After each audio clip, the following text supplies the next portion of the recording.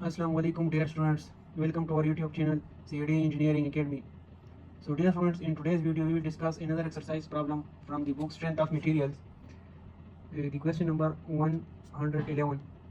The question statement says, for the truss shown in figure, calculate the stresses in member CE, DE and DF. The cross section area of each member is 1.8 inch square. So the cross section area of every member is same. Each member is same. Indicate tension T और compression C.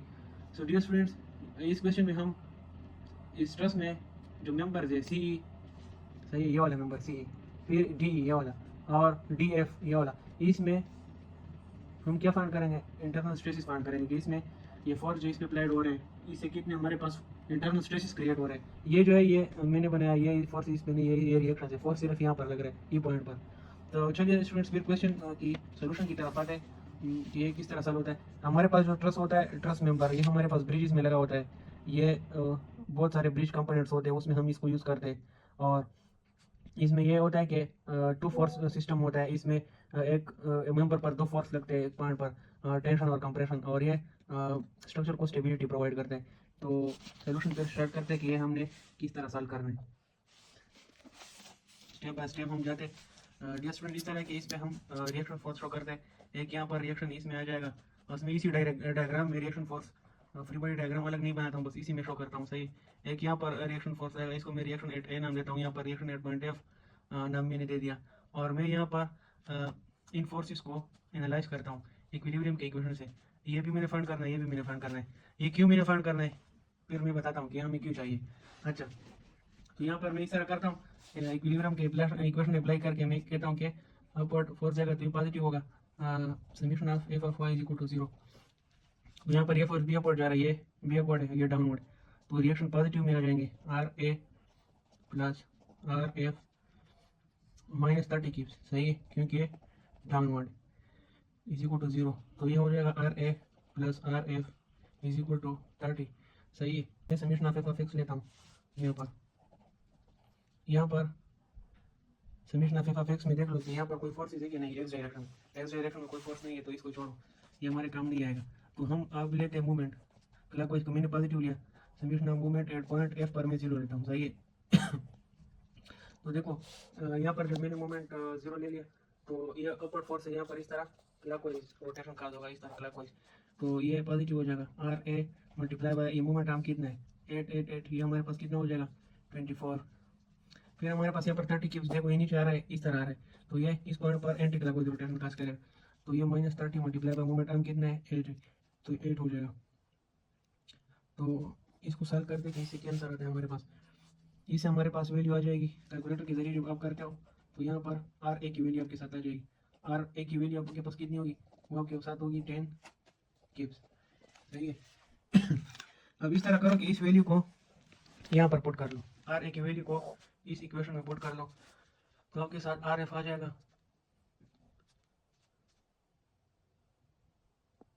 20 की, सही। बस मैं direct करता हूँ calculation, तो आपको आती है। यहाँ पर जब मैं 10 डालता हूँ, सही है, और वो इधर आ जाएगा तो 30 से माइनस हो जाएगा, तो 20 आंसर आ जाएगा। तो हमारे पास ये रिएक्शंस फाइनल हो गए। ये हमारे पास कितना था, ये हमारे पास था 10, ये हमारे पास था 20। तो अब देखो डियर स्टूडेंट्स, ये भी हमारे पास आ गया, ये भी आ गया। अब हम क्या करेंगे, हमें क्या चाहिए, हमें एक इस मेंबर में स्ट्रेस चाहिए, सही है, एक इस मेंबर में स्ट्रेस चाहिए, दूसरा इस मेंबर में स्ट्रेस चाहिए। तो अगर मुझे ये मेंबर लेने होंगे तो मुझे फ्री बॉडी डायग्राम किस किस के बनाने पड़ेंगे। एक तो फ्री बॉडी डायग्राम मैंने इस जॉइंट का बनाना होगा, सही है, दूसरा फ्री बॉडी डायग्राम मैंने इस जॉइंट का बनाना होगा, तीसरा फ्री बॉडी डायग्राम इस जॉइंट का बनाना होगा। या अगर मैं इस तरह करूँ कि ये जॉइंट से भी बस फाइंड कर सकते हैं, ये छोड़ो, मैंने एक फ्री बॉडी डायग्राम इस जॉइंट का लेना होगा, इसका एक इसका लेना होगा, तो तभी मुझे ये और ये इंटरनल इसके फोर्सेस का पता चल जाएगा। जो फोर्स का पता आपको यहाँ से इक्विलिब्रियम की इक्वेशन से पता चल जाए, तो स्ट्रेस हमें क्या कहता है, force per unit area, area तो हमें ऑलरेडी गिवन है, ठीक है 1.8, और फोर्स यहाँ से आ जाएंगे तो बस स्ट्रेसेस भी फाइंड हो जाएंगे। लेकिन ये इतना ईजी नहीं है, फोर्सेस फाइंड करना सारा खेल है।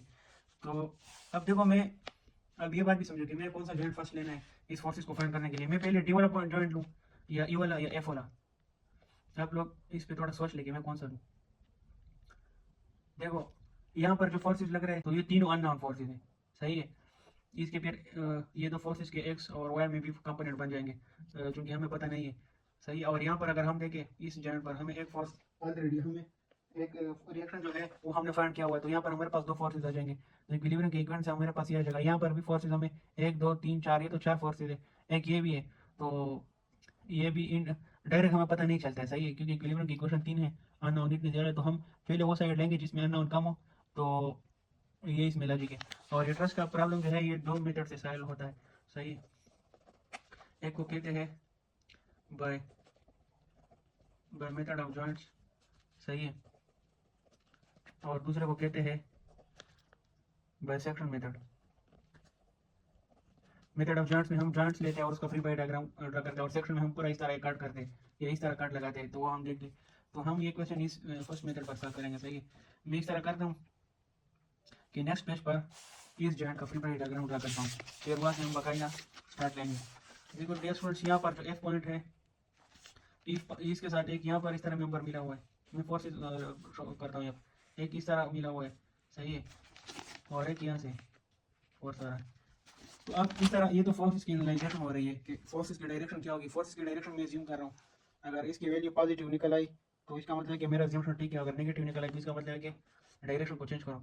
देखो यहाँ पर फोर्स अपवर्ड लग रहा है, और यहाँ पर देखो इस स्ट्रेस के साथ यहाँ पर फोर्स भी एक्ट हो रहा है। तो मैं ये कहता हूँ कि ये वाला मेंबर स्ट्रेच हो रहा है, इसमें टेंशन जनरेट हो रहा है, ये आगे जा रहा है, और अगर इस पर नीचे से फोर्स लगेगा तो इसमें कंप्रेशन पैदा होगी। मैं इसको इस डायरेक्शन में लेता हूँ, या मैं इसको इस तरह भी कह सकता हूँ कि इसका डायरेक्शन इस तरह होगा, कंप्रेशन में आएगा, और ये मैं अवेल जा रहा हूँ टेंशन। ये मैंने किस तरह, ये मैंने बस सपोज कर लिया ट्रस्ट की डायरेक्शन या फोर्स की डायरेक्शन को देखते हुए। या मैं ये भी कह सकता हूँ कि इस रिएक्शन को बैलेंस करने के लिए इसका डायरेक्शन इस तरफ होगा। फिर इस फोर्स के भी देखो ये एट सर्टन एंगल बन रहा है, इसके भी हमारे पास दो कंपोनेंट्स होंगे, एक एक्स कंपोनेंट और दूसरा वाई कंपोनेंट। मैं ये भी कह सकता हूँ कि इस फोर्स का वाई कंपोनेंट बैलेंस जो है, ये रिएक्शन जो है वो इसको बैलेंस कर रहा है, और इसका एक्स कंपोनेंट जो है ये वाला मेंबर बैलेंस कर रहा है। तो अगर मैं इसको इस तरह सपोज कर लूँ तो कोई गलत नहीं है, ठीक है। फोर्स इसको इस तरह में सपोज करना है, तो ये वाला फोर्स जो है ये डी एफ हो जाएगा, सही है, यहाँ पर पॉइंट एफ है, ये आर एफ हो जाएगा, ये ई एफ हो जाएगा, सही है, ये इसका डी एफ का एक्स कंपोनेंट हो जाएगा, ये डी एफ का वाई कंपोनेंट हो जाएगा। और मैं ये भी बताता हूँ कि एक्स और वाई कंपोनेंट की वैल्यू क्या होगी। देखो यहाँ पर हमारे पास ये डायग्राम जो है, ये यहाँ पर हमारे इसका लेंथ 6 है, यहाँ 8 है, तो इसका फिर कितना होगा हाइपोटेन्यूज थ्योरम से 6 स्क्वायर प्लस 8 स्क्वायर, हमारे पास इसका लेंथ कितना हो जाएगा 10 इसका, तो इसका लेंथ मैं 10 लेता हूँ। अब अगर मैं ये ट्राइंगल लूँ, सही है, ये ट्राइंगल इस तरह, तो हमारे पास डी एफ जो है, डी एफ एक्स, ये डी एफ के साथ एक्स के साथ हम cos थीटा लिखते हैं, देखो डी एफ cos थीटा। तो यहाँ पर हमारे पास क्या हो जाएगा, डी एफ cos किसके बराबर है, बेस बाय हाइपोटेन्यूज के बराबर है। यहाँ पर हमारे पास बेस क्या है, यहाँ पर हमारे साथ बेस, यहाँ पर हमारे साथ बेस क्या है, यहाँ पर अगर मैं ये वाला एंगल कंसिडर करूँ तो हमारे पास बेस क्या आएगा। देखो टेस्ट, अगर मैं ये वाला एंगल कंसिडर करूँ तो बेस हमारे साथ 8 आएगा, हाइपोटेन्यूज 10 होगा, तो cos थीटा में हमारे साथ फिर क्या लगेगा, cos थीटा में हमारे पास लग जाएगा 8 डिवाइडेड बाय 10। सही है, सही है। यहाँ पर इसका एक्स कंपोनेंट आएगा और यहाँ पर वाई आएगा, तो ठीक है, बस यहाँ पर एक्स के साथ एंगल बन रहा है, ठीक है, मैंने वहाँ पर बनाया था, लेकिन यहाँ पर भी बस एक्स के साथ एंगल आ रहा है, तो यहाँ पर डी एफ एफ जो है ये बेस बाय हाइपोटेन्यूज 8/10 आ जाएगा, और डी एफ वाई की वैल्यू क्या जाएगी, वो डी एफ साइन थीटा हमारे पास इसके बराबर होगा। साइन थीटा हमारे पास क्या है, परपेंडिकुलर बाय हाइपोटेन्यूज, परपेंडिकुलर यहाँ पर हमारे साथ 6 है, और हाइपोटेन्यूज कितना है, वो हमारे साथ 10 है, तो यहाँ पर निकाल रहे हैं, ये 6 है, ये 10। तो अब हमने इनकी वैल्यू, इनकी ये हम सब अब एनालाइज करेंगे, सही है। इस इंटरेस्टिंग वाले क्वेश्चन में थोड़ा काम दिया जाए, तो मैं इसको नाम देता हूँ, ये हमने किसका डायग्राम बना लिया, ये free body diagram of joint F. तो अगर मैं यहाँ पर इसको इस तरह लिखूँ कि इक्विलिब्रियम की इक्वेशन में इसमें लेता हूँ, सही है, मैं कहता हूँ कि इस तरह जाएगा, तो positive summation of F of X is equal to 0। तो यहाँ पर देखो ये इस तरफ आ रहा है, तो ई एफ ये माइनस लिख लूँगा, फिर ये डी एफ एक्स जो है इस तरफ जा रहा है, तो इसको मैं प्लस लिख लूँगा, plus D F of x, सही है। उसके बाद हमारे साथ और फोर्सेस ओरिजेंटल नहीं है, तो 0 हो जाएगा। यहाँ पर minus E F D F x की वैल्यू मैंने यहाँ पर ये लिखी है, कितना है, डी एफ, ये मैं इस तरह लिख सकता हूँ 8/10 डी एफ, सही है। तो मैं इसको इस तरह भी लिख सकता हूँ कि E of F is equal to 8/10 D F, सही है। इसको इस तरह भी लिख सकते हैं सिंप्लीफाई करके, इस तरह इसको किस तरह लिखेंगे 4/5, 2 2 4 2 5 10 डी एफ हो जाएगा, सही है। ये हमारे पास इस चीज़ के बराबर है, ये ई एफ ये मेंबर है, सही है। इसका फोर्स अब मैं यहाँ पर क्या लेता हूँ, summation of F of Y लेता हूँ। देखो डियर स्टूडेंट, ये जेंट्स मैंने क्यों ले लिया और मैं इक्विलिब्रियम के इक्वेशंस क्यों अप्लाई कर रहा हूँ, क्योंकि मुझे इस मेंबर में फोर्स फाइंड करना है। और वो तभी फाइंड कर सकूंगा जब सारे फोर्सेस फाइंड हो जाएंगे। और इस फोर्स को फोर्स फाइंड करने के बाद फिर इसमें हमने स्ट्रेस भी लेना होगा, स्ट्रेस भी पहले फाइंड करना होगा। तो इस वजह से हम ये क्वेश्चन कर रहे हैं। कुछ स्टूडेंट्स को ये पता नहीं होता है कि इसमें हम क्या कर रहे हैं, तो ये समझे। अब यहाँ पर देखो एफ वाई में एक ये फोर्स है, दूसरा ये डी एफ एफ वाई का, या डी एफ फोर्स का वर्टिकल फोर्स है। तो ये नीचे की तरफ आ रहा है, तो इसको मैं minus D F of Y show करता हूँ। ये रिएक्शन ऊपर जा रहा है तो प्लस इसको मैं आर एफ शो करता हूँ, बल्कि सही है। बस इसमें आर एफ की वैल्यू हमारे पास कितनी थी 20, तो इसमें 20 पुट करें और डी एफ एफ की अपनी वैल्यू पुट करिए। डी ऑफ एफ वाई है ना, तो इसको अगर हम और सिंप्लीफाई करें तो 3 6 और 2 5 10, 3/5 भी हम लिख सकते हैं। 3/5 डी एफ वाई की वैल्यू थी हमारे पास, माइनस इससे आ जाएगा। तो यहाँ पर हमारे पास ये डी एफ एफ की वैल्यू कैलकुलेटर पे सॉल्व करने के बाद आपके साथ एक वैल्यू आएगी, वो वैल्यू होगी, मैं देखता हूँ कैलकुलेटर के जरिए कि वो वैल्यू हमारे साथ क्या आती है।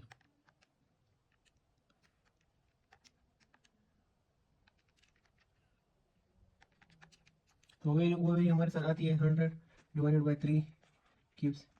तो देखो डियर स्टूडेंट्स, ये डी ऑफ एफ जो है ना, ये इसकी वैल्यू हमारे साथ पॉजिटिव आ गई।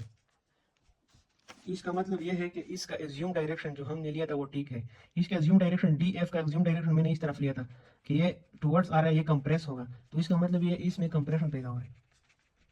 जब इसमें कंप्रेशन पैदा होगा इसका मतलब कि हमारा एज्यूम ठीक है, इसके साथ सी हम लिख सकते हैं। अच्छा, ये तो फाइंड हो गया ये तो फाइंड हो गया।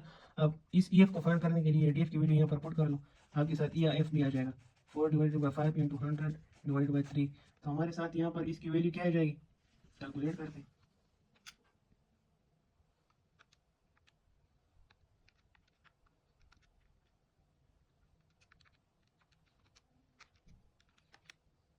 इससे हमारे साथ वैल्यू आ जाएगी 80/3 क्यूब्स।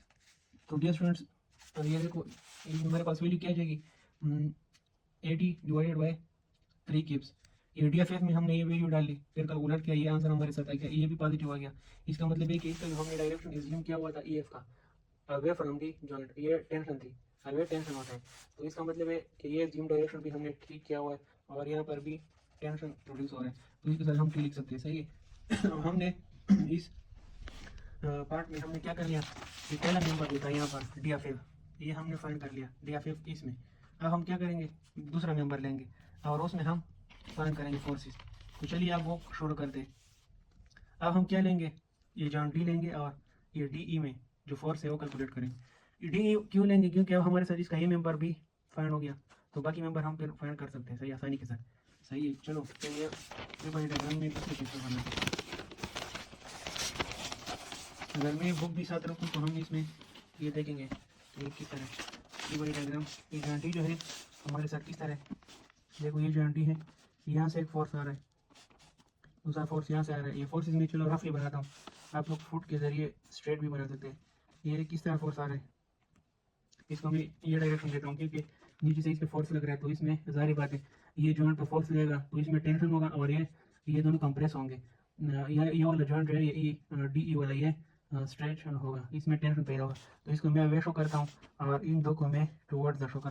देखो ये दो मेंबर जो है इसको मैं पहले सिंबलाइज करता हूँ ताकि हमें पता चले कि कौन से, ये बी डी है, ये डी एफ है, सही है। तो मैंने इन दो को कंप्रेशन में शो किया, इसको टेंशन में शो किया, सही है। अब देखो ये वाला फोर्स जो है डी एफ, इसके अगर ये इस तरह जा रहा हो, सही है, तो इसके दो कंपोनेंट्स बनेंगे, एक कंपोनेंट इस तरह होगा, सही है, इस तरह, और दूसरा इस तरह होगा। मतलब ये कि ये वही डी एफ एक्स हो जाएगा और डी एफ वाई हो जाएगा। सिमिलरली ये वाला जो है इसके भी दो कंपोनेंट बनेंगे, एक आप एक्स में शो कर ले, एक आप वाई में, सही है। इसी तरह D I F of x, ये डी एफ ऑफ वाई, सही है। तो ये भी आपने कंसिडर करने होंगे। तो अब हम क्या करते हैं, देखो यहाँ पर जो एंगल होगा वो इस एंगल के बराबर होगा, क्योंकि ये एंगल जो है ये ट्रायंगल, ये इक्विलेटरल ट्रायंगल है, यहाँ पर जो एंगल होता है वो इसके भी बराबर होता है, सिमेट्रिकल है, सही है। तो इसका मतलब ये है कि हमें ये परपेंडिकुलर 6 डिस्टेंस जो है वो 6 फीट है, ये 8 है, ये भी 8 है, ये वाला 10 हो जाएगा, ये वाला भी 10 हो जाएगा हाइपोटेन्यूज से। तो हम cos थीटा के साथ बेस बाय हाइपोटेन्यूज लिखेंगे, साइन के साथ perpendicular by hypotenuse. For example मैं आप लोग को चलो फिर लिख के देता हूँ ये फोर्सेस। ये बी डी वाला है, सही है, ये बी डी एक्स है, ये देखो बी डी का फोर्स है, ये बी डी वाई है, सही है, एक्स वाले तो यहाँ पर है। तो अब हमारे साथ क्या हो जाएगा, ये देखो बी डी जो है बी डी एक्स के साथ हमारे साथ बी डी कॉस थीटा आ जाएगा, सही है। बी डी कॉस थीटा हमारे पास किस चीज़ के बराबर है, बेस डिवाइडेड बाई हाइपोटेन्यूज। तो अगर मैं ये एंगल रहूँगा, यहाँ पर बेस 6 था, हाइपोटेन्यूज 10 था, तो ये 6 डिवाइड बाई 10 आ जाएगा। इसको सिंप्लीफाई कर दे तो ये हमारे पास 3 डिवाइड बाई 5 हो जाएगा। ये एक्स कंपोनेंट, वाई कंपोनेंट किस तरह होगा, B D Y is equal to B D sine alpha sine theta.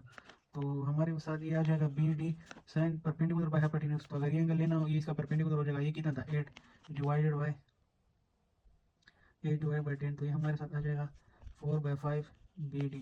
ये इसके वो हो गए। तो हम यहाँ पर क्या लेते हैं, हम ये इसकी इक्विलिब्रियम इक्वेशन लेते हैं। ये फोर्सेस आप लोग समझ लो, ये तो कंप्रेशन है और ये वाला टेंशन है।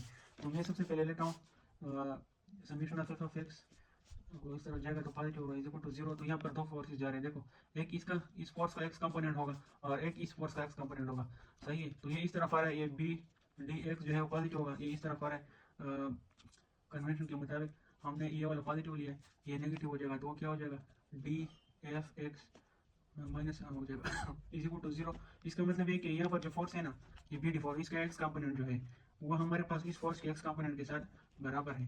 तो देखो जैसे यहाँ पर मैंने इसका एक्स वाई के साथ वैल्यूज नहीं लिखी क्योंकि हमें ज़रूरत नहीं है, बस ये इसके बराबर है। डी एफ ऑफ एक्स की वैल्यू तो हमने पिछले उसमें निकाली थी ना, डी एफ ऑफ एक्स की वैल्यू हमारे साथ कितनी थी, वो हमारे पास 100/3 थी, सही है।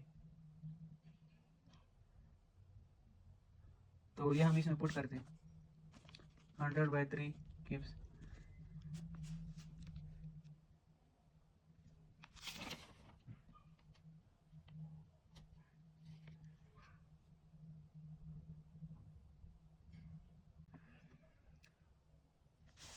इसके बाद हम summation of F of Y लेते, अपवर्ड जाएगा तो ये पॉजिटिव हो जाएगा, उसके साथ 0 लेते। यहाँ पर देखो इस फोर्स का भी वाई कंपोनेंट होगा, इस तरह इस फोर्स का वाई कंपोनेंट होगा और इस फोर्स का भी वाई कंपोनेंट होगा। तो इन दोनों को फिर हम शो करते हैं, अपवर्ड जा रहे हैं बहुत। तो ये हम लेते हैं B D Y plus D F Y minus ये डी जो है ये डी ये नीचे आ रहा है, इसको मैं माइनस में शो करता हूँ, D E is equal to 0। तो यहाँ पर इसकी वैल्यू हमारे साथ कितनी थी, ये बी डी वाई की वैल्यू मैंने यहाँ पे लिखी थी 3/5। तो इसको मैं लिख सकता हूँ 3/5 B D plus D F of Y भी हमने पिछली बार निकाली थी, इसकी वैल्यू भी डी एफ ऑफ वाई 3/5 है इसकी भी। तो ये भी हम 3/5 डी एफ लिख सकते हैं माइनस डी को छोड़ते हैं, सही।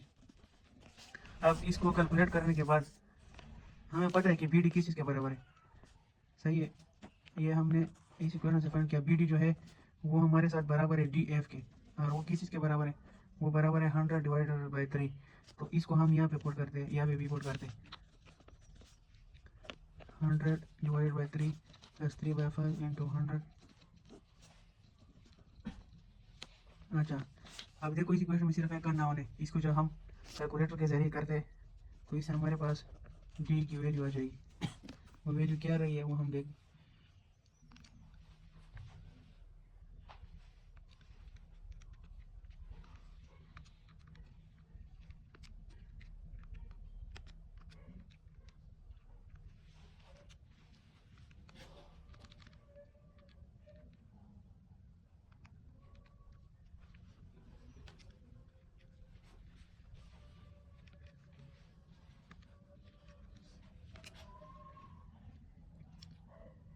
तो यहाँ पर हमारे साथ ये डी की वैल्यू क्या आ गई 40 किप्स। तो डियर स्टूडेंट्स हमने ये मेंबर जो था, ये वाला मेंबर, ये डी मेंबर यहाँ पर इसमें फोर्स निकाल लिया है 40 किप्स से। डी एफ में भी हमने फोर्स फाइंड कर लिया, डी एफ में फोर्स हमारे साथ कितना था, वो 100/3 किप्स था, सही है। तो अब हमारे पास ये फोर्स रह गया। अब जब ये फोर्स फाइंड हो जाए तो इसमें हम ये ट्रस जो है इसमें हम इंटरनल स्ट्रेसेस निकालेंगे। तो इस फोर्स को फाइंड करने के लिए हम ये जॉइंट ई जो है इसका फ्री बॉडी डायग्राम ड्रा करेंगे, सही है। ये मैं दूसरे पेज पर ड्रा करता हूँ, यहाँ पर मैं लिखता हूँ free body diagram of joint E. तो देखो स्टूडेंट्स अगर यहाँ पर हमारे साथ इसमें नीचे एक फोर्स लग रहा है, ये वाला फोर्स, सही है। जब ये फोर्स नीचे की तरफ लेगा तो जाहिर बात है यहाँ पर अपवर्ड टेंशन पैदा होगी, सही है। जब ये नीचे की तरफ यहाँ पर फोर्स लगेगा और ये इसके साथ अटैच है तो इसमें भी टेंशन पैदा होगी। टेंशन यहाँ से हम अवे शो करते हैं, सही है। और यहाँ पर भी मैं इस तरह शो करता हूँ, सही है। हमारे साथ एक ये बी वाला भी है इस तरह, इसको मैं डी कहता हूँ, सही है।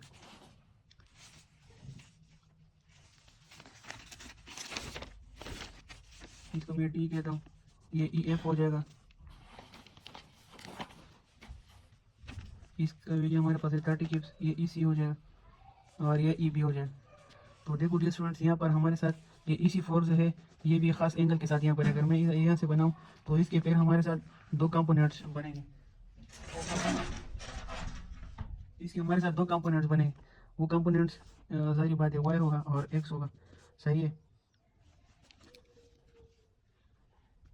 अगर मैं ये वाला एंगल लूँ तो हमारे साथ ई सी एक्स जो है उसके साथ कास थीटा आ जाएगा।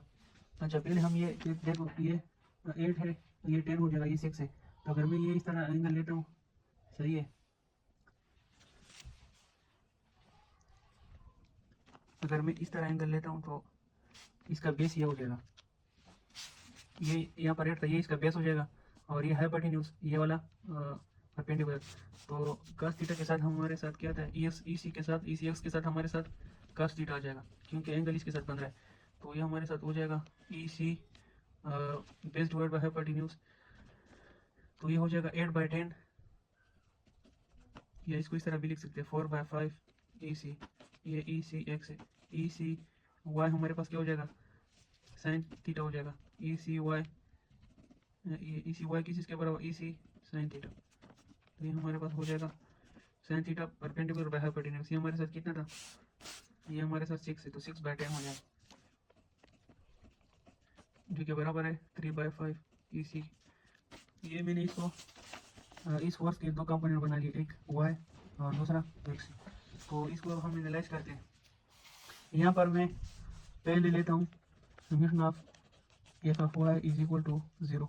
तो देखो वाई में जो फोर्सेस जा रहे हैं वो हमने अब यहाँ पर लेने हैं। ये डी फोर्स जो है इसको तो हमने फाइंड कर लिया, 40 था, 40 के ये हमारे पास फाइंड है। अच्छा हमने ये मेंबर लेना है, सही है। ये मेंबर हमने फाइंड करना है।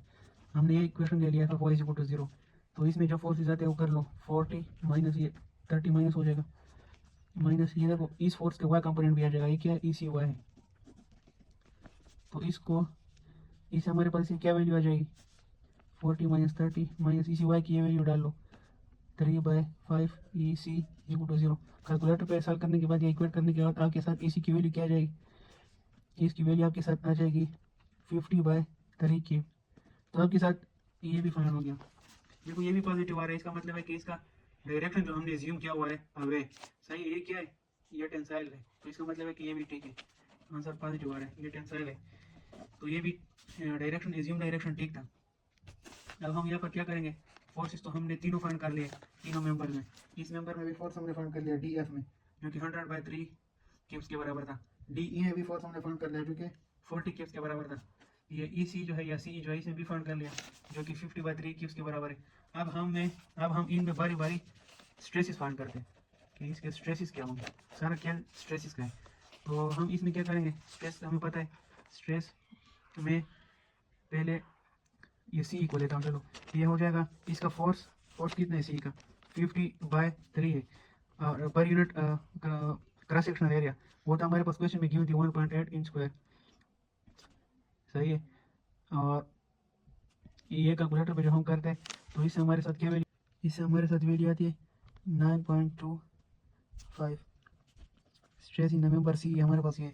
और हम फाइंड करते हैं stress in the member D E, वो हमारे पास फोर्स बाय एरिया हो जाएगा। फोर्स डी में हमारे साथ 40 था, एरिया 1.8 हो जाएगा। तो इससे हमारे पास क्या आ जाएगा, कैलकुलेटर के जरिए करते हैं तो 22.22।